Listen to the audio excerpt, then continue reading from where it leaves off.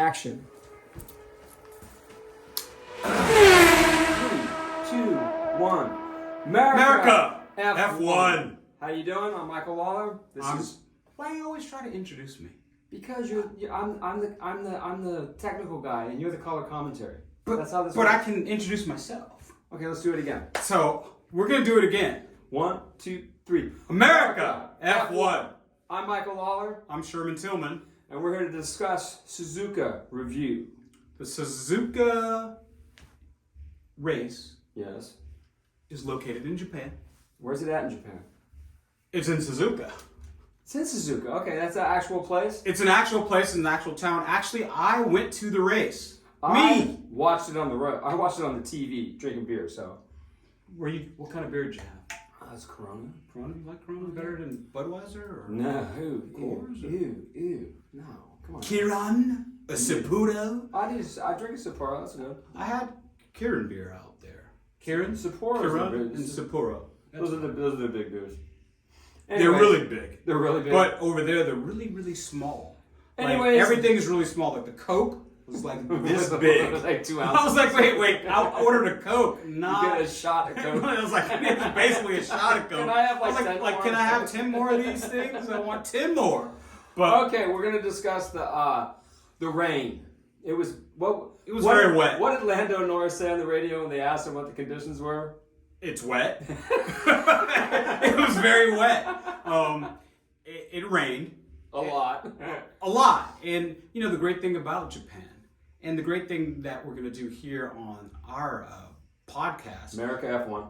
is we're actually, when we go to the race, we're going to tell you where the best places to sit, what Best places to the eat. atmosphere is like. Where the bathrooms are at. That's very key. Very important for old guys. It is. I think I might have went to the bathroom like 3 or 4 times, and I was like, "Where is the bathroom?" That's the first thing I had to find out. I only woke up once last night to pee, so it's all good. And when you only wake up once to pee at night, it's like a genius, great night. I actually slept last night for the first time in like a week. But speaking of Suzuka, and speaking of the rain, I thought that they could have started the race like an hour earlier. Nah, it was too wet. I don't think it was that wet because within 2 laps they went to the inners. Yeah, I know, but they had to wait for they can't have those rivers running through the center of the corner. It's gonna be a disaster. Why? Why? Because they're gonna hydroplane and just off the track. And you know, for our viewers, Mike, when you talk about hydroplaning, what actually are you talking about? Well, it's like you're hitting ice. You lose complete control of the car. And sometimes you end up in the air. You end up out off the track. Anytime you come off the racetrack in a race car, you have no control over the car. And it's like I got in an accident one time where a guy stopped in front of me on a cart and I hit him like this and it was like a ramp. And I went up into the air, I did a 180, I came down, destroyed my cart. I kept going, but like we had to throw that cart in the garbage about a month later. Completely in the garbage because it bent like this, and once that happens you can bend it back. But it has memory. And memory means it's going to continue. It's always going to do that. And finally, it did it where we couldn't fix it anymore. So that's why a lot of times you hear on F1 broadcasts they say, "Well, he was just a passenger," you know, because it's all English people. It's English people. And we hate the English. God, well, we don't hate them. It's just down with the redcoats. They're so annoying. What? Dear God. We don't hate them. It's just the fact that every freaking broadcast has all English people in it. This is America. No, this is America, not America. God. Where are the American commentators other than us two? We're it. We're it, and we're gonna live up to America F1. So let's talk about the race. What I loved about the race is there were some battles. There was Hamilton and Ocon. There was Perez and your guy Charles Leclerc. And also from Monaco, by the way. He's not French. He's from Monaco. A really strange thing happened also is Alonso went for a fresh set of inners with like maybe 4 laps left. That was stupid. And he finished in the same place that he would have finished. He never got him up to temperature. Though the inners take a few laps to get up to temperature, and once you get him up to temperature, you have to keep him at temperature. And if you don't, you can't do anything. But he actually did get him up to temperature because he passed Russell and I think it was Gasly who were ahead of him. Did he pass him? Yeah, he passed him on like the second to last or the last lap. But what I thought was interesting was he finished in the same spot that he would have finished if he didn't go for a new set of inners, so I didn't understand the Yeah, strategy the there. problem with going these intermediates that they have right now is you don't want to have a new set of them because they don't work. They work better when you wear them off a little bit, and they almost become a slick tire, but there's still enough tread on there to make them work and to heat them up. What are you doing? I'm going to take off my I'm going to put on my helmet. So let's talk Where'd you get really this from? about From the race. your I got 1970s IMSA. Look at this. Championship? Woo! Look at that. Huh? Look at that sparkling helmet. An open face mask. Open face. It still even has the tag on it because Just so you know, you can't drive this thing. yeah, in you can't, anything. you can't drive it. This helmet is Maybe not for driving. Maybe if he bought a scooter, he could use it for a scooter. And I have a scooter. I have Do you? a vintage Vespa. Yes, I Do do. you? With gears and everything. On the steering? On Yeah, the on the column, yeah. But let's talk about the battles. And let's talk that about... thing on for real? Yeah, I'm going to talk about it Okay, because I let's feel see. like I'm actually doing... This is really annoying. Just so you know, Sherman does not know how to drive. I do know how to drive. I was at the Porsche experience in LA, so that means I can drive. He's very still, well. I've been... And I've done test days and track days. So. I've been trying to get him to go up to the track and learn how to drive a proper race car. He's been tooling around in road cars that aren't race cars. So, what did you think of the battle between your guy, Leclerc, Charles Leclerc, and Perez, and why did he get a 5-second? Well, because he went off the track at the last turn, and I think they said they think he gained a position, he gained a spot, even though he didn't gain a spot. He made that mistake, but I think you're supposed to stop when you do that because he went so far off the track. It wasn't like well, you're not supposed to stop. You're supposed to just give them the position. Well, there's right? certain places where you have to, if you come off the track like that, like in Monza on the first turn, if you go off, if you miss that turn and you go straight into the where you got to do the S's, you have to come to a complete stop before you can keep going. You don't have to come to a complete stop. I think you just have to let the person that's behind you by.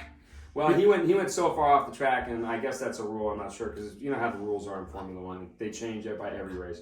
And that's, in essence, what's going wrong with Formula One. 1 minute they enforce the rules, the next minute they don't. People go off the track all the time and they don't give the place back, but nothing happens. And then when other teams do it, all of a sudden they have to enforce the rules to the letter of the law. I'm sorry, I hate when they do this. After the race, we're going to assess your penalty after the race. Do it now. Look, you have the data. You see what's going on. Let the people know. Let the racers know that they have a penalty. 5-second penalties are just dumb. I mean, they're just and then the drive-through penalties. I remember they gave Vettel one years ago for I forget what he did, but it was like he didn't do anything that made him gain a position. He just because these guys are driving so close to the edge. You have no idea how what these guys do. If you go to the races, you'll see that you'll never, unless you go to a race, you'll never know how fast they're really going. Right. It's a blur. Never know. When you try to take a picture of a moving car at 200 miles per hour, it's a blur in your video. Well, just the way they go through the center of the corner is in those cars. There's so much downforce. They got bigger tires now. There's so much grip. They barely brake. I mean, they brake so little, and they're always on the throttle. And it's there's no way to describe it unless you've driven before. And I've driven before, and Sherman hasn't. So we have to take him up to the track and teach him how to drive. It keeps bringing that up, but that has no bearing, on information on what I'm talking about. But I think Lewis Hamilton once said that the cars have so much grip that it actually could drive on a ceiling. Oh, that's been for a long time. They at 120 miles an hour, the Indy cars, and I think the NASCARs could do it too. I don't think a NASCAR could drive. Well, they're so heavy. No, but they have the downforce. That's the whole point about how you could drive upside down. Mm-hmm. I mean, they say they can do it. No one's ever proven. No one's ever done it. Right. Let's take this $30 million car and drive it. We're going to drive it upside down. And see if it works, just to prove a point. Who wants to do it? It's like the Ricky Bobby movie. Can anyone drive? Anyone want to drive? I can drive. Okay. Let's talk about the race more in depth. And I was saying that they went to inners in like 2 laps. That means that they got rid of the wets. Yeah, but who was the person? Lewis Hamilton wanted to start on the wets, and then they started the race on the inners, didn't they?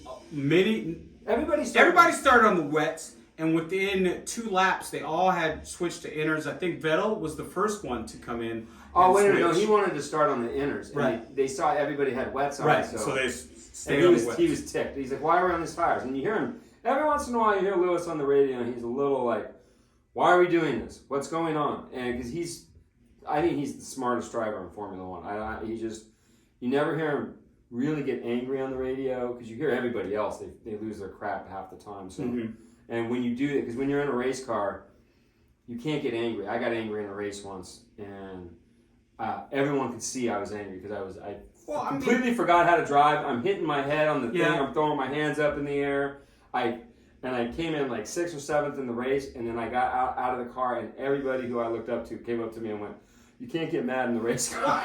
I think people get mad in the race car. But you can't do it for very long. If you were listening to the Gasly radio, he was very, very, very upset that there was a tractor on the track or near the side of the track. Well, see, that's fine, because they weren't racing at that period of time. They were in a safety car. You can get mad at that. But before that happened, I think they were still going, 180 miles an hour. No. Before they had announced. Behind the safety car, if they're doing 120 or 130, I'd be surprised. Because remember when Perez was behind in Singapore, and he was trying to get the pace car to move it along, because he was going so damn slow, and he got a 5-second penalty for doing that. Because you have to stay 12 meters or 12 car lengths behind the safety car or something like that. It's something. But I think for Gasly, and he was really upset because, at Suzuka, that's where Jules Bianchi. And Jules Bianchi was, I think, he was like his hero, because he was older than. Right, he was. He passed away, I think it was 2012. Ocon, and the kid who died in the GP2 was it 2012 or 2014? No, it was 12. It was 2014, because I was at that race, actually. And it was on the other side of the track, and they showed it. No, I don't think so. No, it was 2014. Are you sure? Yeah, because I've been to Suzuka 3 times. This race was my 3rd time. Oh, maybe first time was maybe you're right there, because the Merica team was still around then. So. And what had happened was the tractor was on the side of the road. The yellows were out, the flashing yellows, and it was another wet race. Way too wet. That's what they call it. And race, right? he was going around this corner like this, and he hydroplaned right into the tractor with such force that the tractor actually lifted up off of the ground and landed on it. Yeah, that's bad. And, he subsequently died from his injuries. And I think Gasly also had another friend, Hubert, who was an F2 who also passed away. Yeah, that was a fluke accident, because he got T-boned by the right. That was and the guy who T-boned him, he broke both his legs like really bad. I think he came back, but I don't think he's ever gonna. Remember, these guys are athletes, so if you hurt your knee or you hurt something, you fall down once in the NFL and it's over. So. Yeah, and I think so. He was having real issues with there being a tractor, and I understand that. And he was visibly upset and was yelling and screaming on the radio. And then even after in the paddock interview, he was really, this type of thing can't happen, and it shouldn't happen again. Well, it's just like, it's one of those things. It's the safety thing. Remember in the 70s, there was no safety. They built these cars. There were no tubs. There was no crash testing. All these cars nowadays have to go through.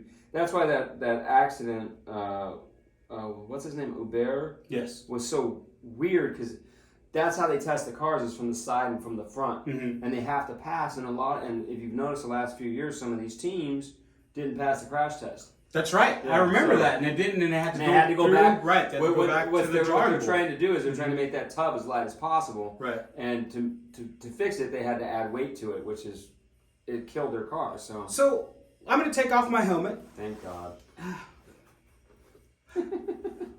And what do you think about your 2-time champion, Max Verstappen? Verstappen. Don't call him stupid. Hey, come on! He wears the black hat in Formula One. Let's he does. He does. Have you seen the guy who impersonates him? I sent you a text about this guy. He has him so cold. He has everybody in Formula One, and he does soccer guys too. And it's so funny. He's so funny. I have to watch that. Definitely watch that guy. I'll get his name on the next podcast. Yeah, well, maybe we'll put the link in the comments down there. He does Christian Horner, so good. I saw Christian Horner. But let's talk about Max. He was so far ahead. I mean, he's got the best car this year. Adrian Newey. I mean, he got his degree in aerodynamics. Is what's it? The thesis? Is that the last thing you do? yes. And Lewis Hamilton said this in ground effects. So of course he's gonna have a great car this year. I think even Sebastian had said that he thought something was wrong. That illegal in their car because of course it's illegal. The floor is not allowed to flex. Their floor is definitely flexing. Definitely. As Verstappen passed Vettel, he said he could see the car do something that his car couldn't do. That's typical with Adrian Newey. He always has something on his car that, I don't know if it doesn't necessarily break the rules, but they have to make a rule. They have to make a rule to change it. Yeah, he's like, right? But they didn't change. His flexi wings were genius in the RB, I think it was the RB 7 or 8, in like the 11 or the 12 car. And remember, they took the wing off of Weber's car and they put it on Vettel's car, and Weber lost his ever loving mind. He should. And I think with 4 races left, Champion Max can tie and pass the record by Schumacher of 13 and Vettel of 13 he already won the race wins in a season. It doesn't. It's like they did the Super Bowl's already over. Yeah, that's how we should look at it. There's no Super Bowl this year. There's no last race. There's no last corner pass. Like when Lewis Hamilton won the 2008 championship, where in China. No. It was in Brazil. Massa won the race. Oh, that's right. It was in Brazil. Massa won the race. Yeah. Won the championship. And they were all celebrating. And then Lewis passed Jarno Trulli on the last corner of the last and won by 1 point. That's all that matters. That's all that matters. In the record books, it still says champion. Yeah. So Max is going to win in Austin? Probably. Why not? He's got the best car. The Ferrari for a minute were like with him, but they just did not keep up with their developments because Ferrari's Ferrari. They just make too many mistakes. It's just typical of that team since Schumacher left. Right. When Ross Braun was there and Jean Todt were there and Schumacher was there, they never made a mistake. Never. We're going to include talking about the Suzuka race, but one thing I did love, Japan is a fabulous place to visit. Oh, probably. Oh, it's beautiful. And the food's awesome, right? The food's awesome. The people are very respectful and nice. It's so clean. Mushi. It's one of the cleanest places other than Switzerland I've ever been. Because we live in San Francisco and it's definitely not clean. Man. Yeah, in comparison. It depends on what neighborhood. Sherman's neighborhoods are probably a lot cleaner than my neighborhood. But it's the fact that people are so respectful and they care about each other and they care about their environment and they mostly care about how things look. And it's just an amazing place to visit. The Suzuka facility is just so easy to get to. Oh, yeah, you get off the train. You get off the train and you walk probably half a mile or so. Do you bring beers on the train? You can. Actually, funny digressing, funny story. I'm on the train, not going to Suzuka, but I was going to Himeji Castle, and there was a guy next to me sitting on the train. Cool beer. He pounded 2 beers, and then I was like, okay, he's done. He's pounded his 2 beers, because usually on the train, either people are on their phone or they're totally sleeping. It's weird. Right. Like they're like this, and then they know when to get off. It's so strange. Or they're all on their phones. And I got pictures of that. The thing that we're going to do different is when we visit races, not only will we talk about the food, we'll talk about the atmosphere, but we're also going to give you pictures we should go. What we should like. do is go to hotels and go, hey, we want to see your rooms. That might be a good idea. When we go places, we're gonna make it a destination event every race. We're going to Austin. We're going to Austin. We're going to Austin. Did you get us our tickets yet? We'll talk about that off camera. I'll write you a check. Will it bounce? I don't trust that at all. You're not writing me a check. No way. Will you take a check? I'm not taking a check. Cash with you. Cash. Okay. So the guy drank 2 beers, and then I thought he was finished. Okay. Then he goes into his pocket and takes out a flask, dude. He just this guy was pounding him, and I'm like, wait.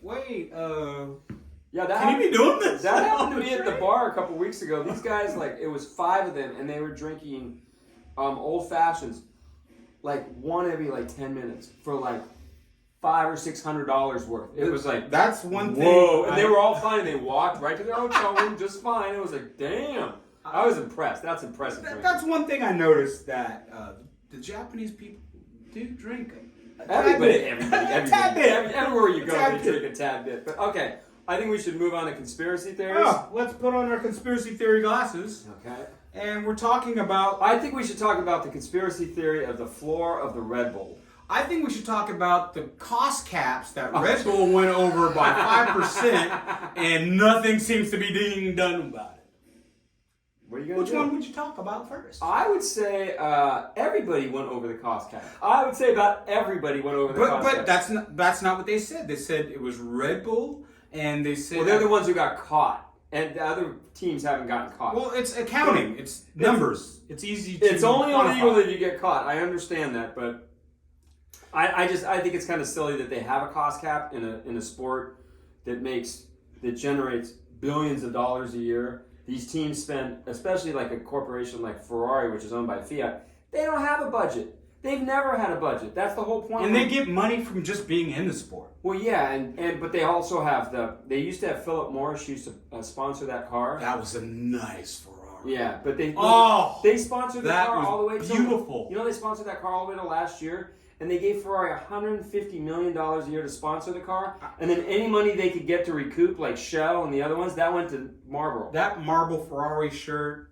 fire. But cigarettes are bad. Oh, it's very bad. Don't do drugs. Don't do cigarettes. If you smoke a little weed, drink a little beer, that's fine. But no. Stay away from the other stuff, especially the pharmaceuticals. Bad, bad, bad. Going back to the cost caps. If the cost cap says it's $150 million a year for your team, and you spend 5% more, so 5% of $100 million is $5 million. You're the president of Formula 1. So it's about It's about $7.5 million. My question to you, Mike Lawler, is with $7.5 million, what could you do to your car? Well, what do they do in extra? I gave you extra $7.5 million. For your car. That's what could you do? That's wind tunnel right there. What else? New wing? R&D. New wing? Well, okay. New floor? To make that stuff, I remember seeing one of the guys from Renault talking about making a new front wing. Mm-hmm. And he said it was something like 1,500 man hours. Okay. And these people aren't making $5 an hour. They're making real money. Right. So to make one of those front wings, a new front wing might cost you $1 million or $2 million. Okay. So, yeah, you could. There's all kinds of stuff you could do with $7.5 million. Ron Dennis said a few years ago, I think it was in 2005 or 6, he had to spend $3 million to get 2/10 out of the car. To what? To get 2/10 out of the car, it cost $3 million. And when we're talking, because in Formula 1 they talk in tenths a lot. Well, that's if I'm a tenth faster than you and there's 80 laps, how far ahead of you am I going to be at the end of the race? So that's what that comes down to. So should there be a penalty for? Oh, there's going to be a penalty, but it's not going to. We're not going to take. Should Max get back the championship? Should he only be a one-time champion and not 2 times? Who are they going to give the championship to? Lewis Hamilton, who actually won. Is he in second place or is it? No, he's like in 5th right now. But yeah, last year he was in 2nd, and he should have been in 1st because the cost caps are from last year. Oh, this is from last year? Yeah, not this year's report. Well, how did they find out that it was? Well, they have this crazy thing called accounting, and you're supposed to report how much you spend. You mean they didn't cook the books like everybody else did? Well, apparently not. No, obviously the other. They actually said it was due. The $7.5 million was due to extra lunches. But when you're traveling, you go to those airports, and it's like $10 for a bottle of water. $7.5 million. $35 for a hamburger. Oh, that is ridiculous. But you know how much money they spend on these teams. I mean, the travel money. Travel. Because remember, the F1 gives the teams travel money. Right. So that doesn't usually come out of the F1 team's pocket. It's Liberty. So they have a stipend, and when they said lunches, I mean, it might have really been lunches. You never know. It wasn't lunches. Well, because they bring 50 people to every race. If you're over by 5%, what stops the other teams from doing the same? Everybody was over. No one's under the cap. This is nonsense. Okay, let's move on to the floor. Okay. That's the reason Red Bull won the championship this year. There's something happening with their floor where it's flexing, and everyone knows it. but the FIA can't prove it because when it goes through scrutineering. Scrutineering or scrutineering? Scrutiny. Scrutineering. However the British say it. Anyways, when they go through the tech, they pass every time. So it's like the flexi wings before, when they were sitting there and when they're measuring the car and doing all the stuff for it, the wing's fine, but only under load would that wing bend down, and everybody complained about it because that's Formula One. When you see someone with an advantage, you have to complain. So anytime you see one, Christian Horner is he's king. No, but so is Total Wolff. He is the king of complaining. Total Wolff. What he's the Mercedes wing, the Mercedes this, the Mercedes front end, the Mercedes DRS, the DAS system, the Mercedes. All I gotta say about Lewis Hamilton's hair is 1 inch too high. He wears a nose ring. I mean, the guy can really complain. Well, yeah, but the only thing I can give it to Christian Horner is he married Ginger Spice, so that's as far Did he as marry Ginger Spice? Yeah. Terry, whatever her name That's is. Ginger Spice? Ginger Spice, baby. I didn't know that. That's Ginger Spice. Well, he's not that tall either. I don't care. Okay. Anyways, conspiracy theory's over. Is it? Okay, now we're going to two babbling idiots. Two idiots babbling. This is the next phase. This is our great segment. So we're just going to babble. The greatest. I'm going to babble about the greatest. By the way, what? They said it couldn't be done. Black man, white man, Merica F1. Oh, what? You're white? You're white, you're black? What's going on? My eyes are really bad. Oh my God. We've known each other since 10 years old. It's great. We were 12. 12? 12. No, I think we were 10. No, I was 10 in 1977. I met you in 80 or 81 or something like that. Yeah, it was before high school. We met junior in baseball. We were in junior high when we met because we played baseball together. We didn't even go to the same junior high school. No, we didn't because I went to Roosevelt. No, I went to Roosevelt. No, I went to Roosevelt. No, I went to Roosevelt. So did I. And I went to James Lick. But I went to Washington. And I went to Washington too. He graduated. I got my good enough degree. Not very smart. No. Okay, so. But he's pretty. He's got good hair. I do have good hair. No, it's gray. It's gray. Your hair is gray. Yeah, it's actually not gray. I could color it. I could dye it. You kind of look like Robin Williams. No, I look more like Steve Martin. No, I think you look like Robin Williams. Oh, shut up with the Robin Williams thing. Okay. You know what we forgot to tell you guys to do? To like, comment, and send us money so we can go to the races. We need a sponsor too. And follow our channel. This is our first podcast and official podcast. Because we've been doing podcasts, but we just haven't uploaded them because why? Because we're idiots. We didn't have our banner. Oh, that's right. We didn't have our Merica F1 banner. That's why. America, because we're Americans. We're Americans. Okay. Anyways, you Americans. Now that the babbling idiots are done talking. But wait, we didn't talk about the greatest Formula One season of all time, 2012. Well, 2008. 2012, when they had 7 different winners in the first 7 different races. But after the summer break, the Red Bull just kicked the crap out of everyone like they do every year. No, because that is the year that our guy Sebastian Vettel, who I don't know why he's not in a real car right now. I don't know. Somebody forgot how to drive or something. It's just nuts. I used to. Okay, I didn't like Seb for the, what was it called? The National 21 or Moto 21? Multi 21. I didn't like him after that because I thought Webber should have won that. I was watching that race on TV. Webber, he should have won the race. Webber should have won that race. Webber had his engine turned down. Vettel turned his out. But you know what? When I revisit that season, if he didn't do that, he wouldn't have won the championship. Yeah, but it was kind of bougie what he did because it's a team. It's not he wasn't the number one driver. They didn't have a number one driver on Red Bull. Webber was ahead. Vettel was behind. Get your points because if he would have crashed them and took them both out, they wouldn't have won the constructors championship. True. So that was the one time I think Vettel made a real boo boo in his career where he shouldn't have done that. Well, the other time was when he bumped Lewis. Well, not bump. He ran into Lewis Hamilton on the behind the safety car because he said brake tested him, which he didn't do, and he just kind of lost it and then ran into him. And yeah, I know. And, that kind of soured me on Vettel, and I actually didn't.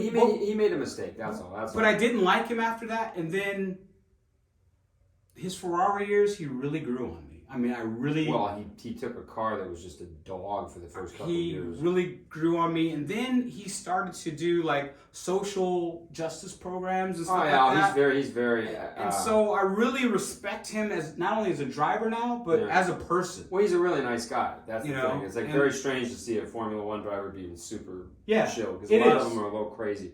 Lewis Hamilton's a little crazy, but he's crazy. I think he's crazy in a good way, because he does the same things. He's doing social stuff, and he has a life outside of Formula One. He's not just a dumb jock. Yeah, and that's why actually I'm really sad to see Sebastian. He might, you never know, because Ricciardo's out too this year, right. Which is bizarre.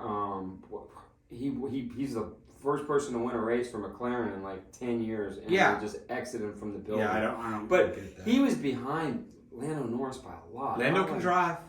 No, Lando's very fast. It's strange. He's it's very quick. quick. I don't know what the problem with that car I'm gonna beat you in video games one of these days. I told you that at Suzuka when you passed by me. The new video game's hard, by the way. I'm gonna get you. I'm going to get you. I'm coming for you, Lando. Okay. Enough of this nonsense. Let's move on to hating the British. What do you hate about the British? Everything. There's nothing I like about the British. I like the British. God, they're so annoying, especially Christian Horner. Dear God, his whining. He whines a lot. A lot. He's good at it though. You're very good at it. He's a professional whiner. Professional. He gets paid to whine. Basically, that's his job, is to whine. Because if you ever see him in the garage, he doesn't do anything. He's not. It's not like Total Wolf. Total Wolf gets on the radio and hollers at people. Christian only after they won. Hey, congratulations! Right. You're the world champion. That's the only time. Max, you're the two-time world champion. I have no idea what he does for a living except go in front of the microphone and bitch about Ferrari. What I did see that was interesting in Suzuka is a lot of the British people, they have the spray tan. They have the orange. They have the orange spray tan. There's another reason they hate the British. And I was like, wait, why does everybody have the spray tan? They drive on the wrong it's side very of the cold. road. It's very cold. It rains a lot. Teeth. They have a fake monarchy. That's just annoying as all Oh, don't talk about the monarchy. The Queen just passed away. Let's not talk about that. The Queen is dead. Long live the King. Okay. Prince Charles. Let's King not Charles III.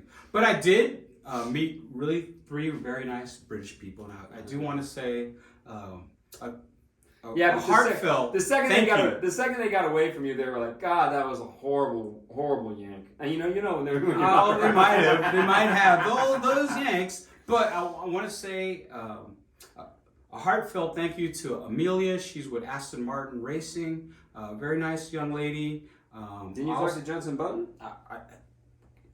I did talk to Jensen Button, but I'm telling the story. Okay, tell the story. I digress. Okay.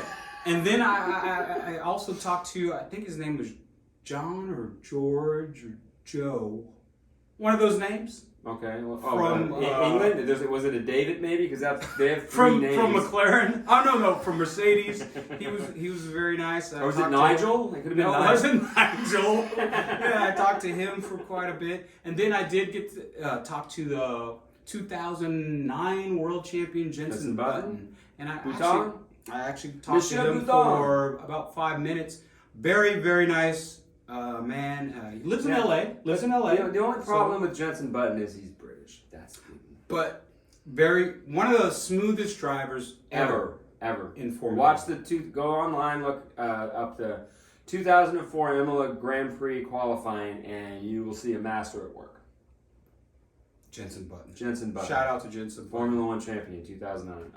Okay, Austin. Austin conclusion. We're going to Austin. We're going to Austin. We're going to Austin, and you haven't got your plane flight ticket yet, and neither have I. Well, we'll just buy them and I'll pay you.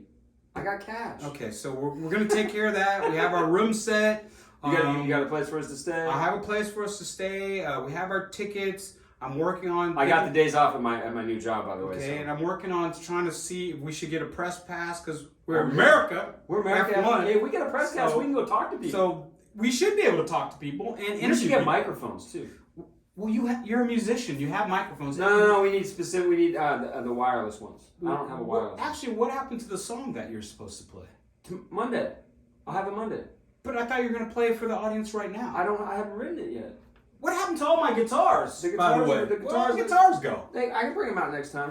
If you want guitars, put in the commentary the thing. What is it called? The commentary, the comments. Yeah, and remember to send us money. We'll have a PayPal account you can send us money to so we can go to the races. We need your support. We do need your support. America. F1. F1. But the channel does need your support, and we really are. How long have you been watching Formula One, by the way? When Ayrton Senna died in 1994, they started showing the races at 4 o'clock in the morning. And I'd get up and watch the race, drink coffee, and go back to sleep. So I watched it on. I mean, I got introduced to it, obviously, Michael Schumacher. I was watching, it was on Wide World of Sports sometimes, but I didn't watch it like, yeah, because they I gotta watch it. They used to only show like 2 races a year. They'd show the Monaco Grand Prix on a tape delay. Yes. And they'd show the Monza race. And that was usually and that was it. And they were usually in Monaco so And then boring. when they started coming to America, I think they did Indianapolis. They did that for so I watched that. And my friend Kirk Harper is the one who really got me into Formula One about 2008. And I kind of watched it a little bit, but I really got into it probably about 2009. Was it 2009? But then I started going to races, because I go to at least 1 or 2 races a year, and I started to do that at about 2012. But I followed that about 2009, well, 2008. that was the best year of Formula One. 2012. No, 2009. 2012. No, 2009. 2012. No, well, 2012 was okay, but 7 different winners. Yeah, Sebastian Vettel wins the championship on the last race. Spun in the wet again. Spun around.